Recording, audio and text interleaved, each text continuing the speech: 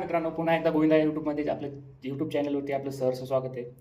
तरी आजच्या व्हिडिओमध्ये मित्रांनो आपण ज्या सी लँग्वेजमधील काही लायब्ररी फंक्शन आहेत त्या आपण त्याचं एक्झाम्पल घेणार आहोत. जसं की गेट, फूड्स, त्यानंतर सील, फ्लोअर अशा काही फंक्शन आहेत. त्या कशा वर्क करतात आणि त्याचे काम काय असतं ते बघणार आहोत आजच्या व्हिडिओमध्ये. तर मित्रांनो, सर्वप्रथम जे आहे आपण तो स्टेप बाय स्टेप बघूयात.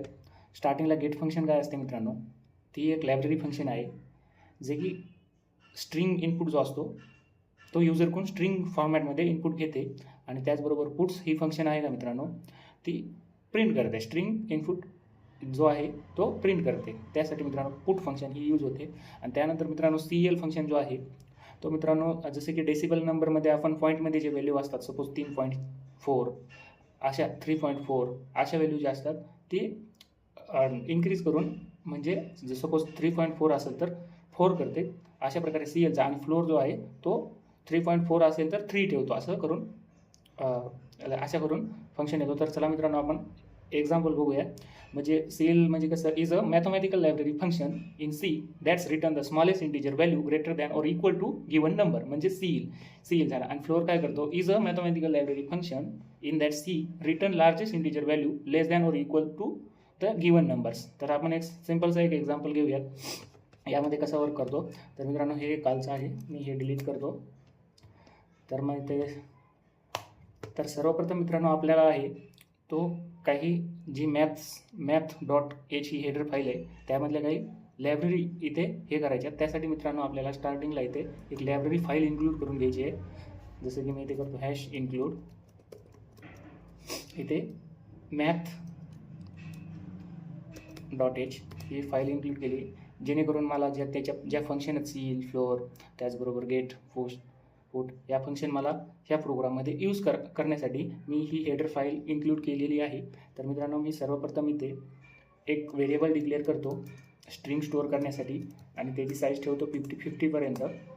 त्यानंतर मित्रांनो मी आणखी एक व्हेरिएबल डिक्लेअर करतो, जसे की आपल्याला डेसिबल नंबर स्टोअर करण्यासाठी एक व्हेरिएबल लागणार आहे. नम नावाचा एक व्हेरिएबल क्रिएट करतो, त्याचा डेटा टाईप ठेवतो मित्रांनो फ्लोट.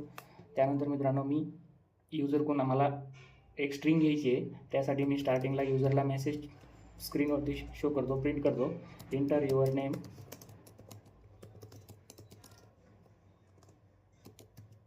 ओके, तर हा मेसेज मित्रांनो मला स्टोअर करायचा आहे कुठे, नेम या व्हेरिएबलमध्ये. कारण की आपला जो कॅरचा डेटा टाईप आहे तो नेम आहे, त्याची साईज 50 ठेवली आहे आपण. तर या व्हेरिएबलमध्ये मित्रांनो आपल्याला एक स्ट्रिंग स्टोअर करायची आहे.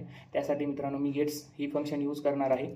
तर त्यामध्ये सिम्पलचं मित्रांनो गेट्स टाकायचं, त्यानंतर ब्रॅसेसमध्ये त्या व्हेरिएबलचा नाव पासआउट करायचं. असे करून मित्रांनो जो युजर आपल्याला जो इनपुट देणार आहे तो मित्रांनो गेट्स या फंक्शनचा यूज करून आपण नेम या व्हेरिएबलमध्ये स्टोअर करू शकतो. जसं की आपण असं रिसेंटमध्ये स्कॅनअप फंक्शन यूज करतो. जसं की स्कॅनअप फंक्शन यूज करून मित्रांनो आपल्याला इथे %d द्यावं लागत होतं, %d. आणि नंतर मित्रांनो याच्यानंतर त्या व्हेरिएबलचा स्पेसिफिक जो ॲड्रेस असतो, जसे की अशा प्रकारे मित्रांनो आपण डायरेक्ट युजरकडून इनपुट घेत असतो. पण आपल्याला गेट फंक्शन वापरून मित्रांनो अशा प्रकारे आपण युजरकडून इनपुट घेतो आणि हे फक्त स्ट्रिंगसाठीच घेतो. तर मित्रांनो गेट फंक्शन मित्रांनो ही स्ट्रिंग व्हॅल्यू स्टोअर करते, युजरकडून घेते. तर मित्रांनो ही झाली गेट. यानंतर मित्रांनो मी पुट फंक्शन यूज करतो. तर मी इथे प्रिंट ऑफ, त्यानंतर मित्रांनो मेसेज इथे देतो युअर नेम इज, म्हणजे काही त्याचं नाव असेल. त्याच्यानंतर मित्रांनो आपल्याला खाली पुट फंक्शन थ्रू शो करायचं आहे स्क्रीनवरती. तर मित्रांनो अशा प्रकारे आपण जो आहे का तो या जे काही फंक्शन आहेत, जसे की प्रीडिफाईंड फंक्शन आहेत सी लँग्वेजमध्ये, गेट झाली, पुट झाली, तर अशा प्रकारे वर्क करू शकतो. तर मित्रांनो याच्या थ्रू कसं आहे की आपण स्क्रीनवरती युजरचं नाव घेऊन प्रिंट करू शकतो. तर मी सिम्पल रन करून बघतो इथे.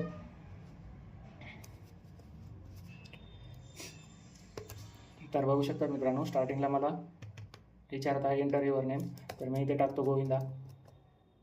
तर बघू शकता मित्रांनो ॲटोमॅटिकली आपली जी गेट आणि पुट फंक्शन आहे ते वर्क झालेले आहे. स्टार्टिंगला मी इथे गेट फंक्शन थ्रू एक नाव स्टोअर केलं या नम या व्हेरिएबलमध्ये, आणि त्यानंतर मित्रांनो मी प्रिंट अप थ्रू पुट्स या फंक्शन थ्रू मी प्रिंटवरती शो केलं. तर मित्रांनो हे होतं गेट आणि पुट्स. तर मित्रांनो आपण याच्यानंतर आपण CL आणि फ्लोअर बघणार आहोत. तर मित्रांनो CL काय असतो, तो डेसिमल इनपुट घेतो. त्यासाठी मित्रांनो मी इथे प्रिंटअपमध्ये एक मेसेज डिस्प्ले करतो, inter decimal number, inter decimal number. यानंतर मित्रांनो मी इथे एक नंबर एंटर करणार आहे. त्यासाठी मी स्कॅनअप फंक्शन यूज करतो की मला स्ट्रिंग नाही करायची, स्ट्रिंग स्टोअर नाही करायची. त्यासाठी मी हा स्कॅनअप फंक्शन यूज केलेली आहे, कारण की मला नंबर फॉर्मॅटमध्ये डेसिमल नंबर थ्रू आपल्याला इनपुट घ्यायचं आहे युजरकडून, आणि मी हे नम या व्हेरिएबलमध्ये स्टोअर करतो. तर मित्रांनो सी अँड फ्लोअर कशी काम कराल ह्याच्यामध्ये, तर मित्रांनो जसं की एखादी व्हॅल्यू आहे, जसे की पॉईंटमध्ये व्हॅल्यू आहे, जसे की 3.5 आहे, तर मित्रांनो सीईल फंक्शन काय करते, ती व्हॅल्यू वाढून 4 म्हणजे करेक्ट सांगते. जसं की पॉईंटमध्ये व्हॅल्यू जर असेल तर ती थोडी इन्क्रीज करून करेक्ट सांगते. तर मी इथे सीईल फंक्शन यूज करणार आहे, प्रिंटअप. यानंतर मित्रांनो मी ब्रॅसेसमध्ये देतो सीईल व्हॅल्यू इक्वल टू, आपल्याला इथे %f वापरून %.f वापरून /n करूयात लाईन ब्रेक करण्यासाठी. आणि यानंतर मित्रांनो कॉमा देऊन मी सीएल टाकतो आणि त्या व्हेरिएबलला सीएल फंक्शन यूज करून पॅरेंथेसिसमध्ये नम टाकतो. यानंतर सेमिकॉलम. तर बघू शकतात मित्रांनो मी इतकं केल्याच्यानंतर काय आउटपुट येत आहे आपल्यासमोर, तर F9 F10. तर यामध्ये आपल्याला स्टार्टिंगला इंटर युअर नेम असा ऑप्शन येतो, कारण की हे स्टार्टिंगचं पण एक्झिक्यूट झालेलं आहे. तर मी इथे एंटर करतो. तर बघू शकता आता डेसिमल नंबर एंटर करतो, मग इथे 3.5 करतो. तर मित्रांनो मग ही व्हॅल्यू जी आहे 3.5 आहे ती इन्क्रीज होऊन डायरेक्ट 4 येणार आहे. कसं काय येणार आहे, सीईल फंक्शनमुळे ते इन्क्रीज होणार आहे. तर मी एंटर हिट केल्याच्यानंतर मला आउटपुटला शो होईल मित्रांनो गोविंद राठोड 4. तर बघू शकतात मित्रांनो अशा प्रकारे मित्रांनो सीईल हे काम करते, इन्क्रीज करण्याचं काम करते. आणि फ्लोअर काय करते मित्रांनो, तर ते पण बघूयात आपण. तर फ्लोअर फंक्शन ही डिक्रीज व्हॅल्यू देते, आपल्याला रिटर्न करते. सपोज मी इथे टाकतो फ्लोअर. तर मित्रांनो याला आपल्याला जसं की आपण स्टार्टिंगला जो आहे 3.5 एंटर केलं, तर या फंक्शन थ्रू ह्याचं आउटपुट येईल मित्रांनो आपल्याला 4 आणि ह्याचं आउटपुट येईल मित्रांनो आपल्याला 3. जसं की आपण याच्यामध्ये एंटर करणार आहोत 3.5 एंटर करणार आहोत. तर मित्रांनो ह्या फंक्शनमुळे सीएल ह्या फंक्शनमुळे ह्याचं आउटपुट येईल मित्रांनो 4 आणि फ्लोअर या फंक्शनमुळे ह्याचं आउटपुट येईल मित्रांनो 3. म्हणजे काय करणार, जी पॉईंटमध्ये व्हॅल्यू आहे ती काढून टाकणार आणि इन्क्रीज करणार सीईलमध्ये, आणि फ्लोअरमध्ये कसं होणार, पॉईंटमधली व्हॅल्यू डिक्रीज म्हणजे as it is same, point काढून टाकून खाली इन्क्रीज, जी वरचा भाग इग्नोर करणार. तर अशा प्रकारे मित्रांनो याचा वर्क होतो. तर आणि एकदा मी हा प्रोग्राम रन करून दाखवतो. तर बघू शकतात मला नाव विचारते, तर एकदा मी इंटर डेसिमल नंबर, तर मी इथे 5.5 टाकतो. तर आउटपुटला बघू शकतात आपण इथे काय सीएलने काय केली, व्हॅल्यू इन्क्रीज करून 6 देऊन टाकली. आणि ह्या फ्लोअरने काय केले, सॉरी मी इथे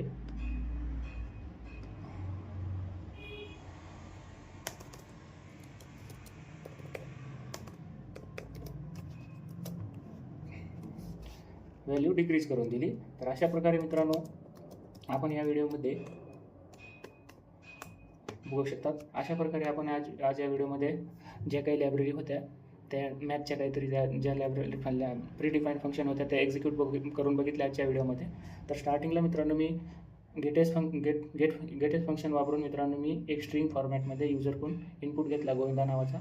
त्यानंतर मित्रांनो मी पुट फंक्शन यूज करून तो जो आपण स्ट्रिंग फॉर्मॅटमध्ये जी व्हॅल्यू घेतली ती आपण प्रिंट केली पुट्स फंक्शन वापरून. आणि त्यानंतर मित्रांनो सीईल फंक्शन वापरून मित्रांनो आपण जो काही डेसिबल नंबरमध्ये पॉईंटमध्ये जे व्हॅल्यू असतात त्या पॉईंटमधल्या व्हॅल्यू मित्रांनो इन्क्रीज होऊन स्पेसिफिक एक व्हॅल्यू देतो. जसं त्या पुढली व्हॅल्यू जसं की पॉईंटमध्ये असेल, जसं की 10.5 असतील तर सीईल फंक्शन हा डायरेक्ट 11 आउटपुटला देतो. आणि फ्लोअर फंक्शन काय करतो, 10.5 असेल तर डायरेक्ट 10 देतो, म्हणजे डिक्रीज करतो आणि इन्क्रीज करतो. तर मित्रांनो हा सिम्पलसा पार्ट होता. सिंपल मेथड लक्षात ठेवायचं काय, गेट फंक्शन काय करते, इनपुट घेते, पुट फंक्शन काय करते, आउटपुट दाखवते, आणि हे फक्त स्ट्रिंगमध्ये वर्क होतं हां, बाकीमध्ये नाही. आणि सीएल फंक्शन काय करते, वर नेते, व्हॅल्यू इन्क्रीज करते, आणि फ्लोअर फंक्शन खाली आणते, व्हॅल्यूज डिक्रीज करते. तर मित्रांनो हा की पॉईंट होता. तर यामध्ये मित्रांनो एवढंच आहे, दुसरं काय नाही. त्याच्यानंतर मित्रांनो आपण जो पार्ट बघणार आहोत तो बघणार आहोत मित्रांनो आपण फंक्शनचा पार्ट. यामध्ये मित्रांनो ह्या फंक्शन यूज करण्यासाठी जसं की आपण प्रिंटअप कॅनअप फंक्शन यूज करतो, जसं की प्रिंटअप फंक्शन ही यूज करतो ना, त्यासाठी आपण stdio.h ही हेडर फाईल यूज करतो, जसं की studio.input-output. यासाठी मित्रांनो आपण ही फाईल इन्क्लूड केल्याच्यानंतर आपल्याला प्रिंटअप फंक्शन स्कॅनअप फंक्शन ह्या आपल्या प्रोग्राममध्ये रन करता येतात किंवा एंटर करता येतात. त्याच प्रकारे मित्रांनो math.h आहे का, ही लायब्ररी इन्क्लूड केल्याच्यानंतर आपल्याला ज्या गेट्स फंक्शन आहे ही फंक्शन यूज करता येते, त्याचबरोबर पुट फंक्शन आहे ही फंक्शन यूज करता येते, आणि त्याचबरोबर सील अँड फ्लोर ह्या फंक्शन यूज करता येतात ह्या math.h या हेडर फाईलमुळे. तर मित्रांनो सिंपल होतं या प्रोग्राममध्ये. तर मित्रांनो व्हिडिओ आवडला असेल तर लाईक करा, शेअर करा, सबस्क्राईब करा. धन्यवाद.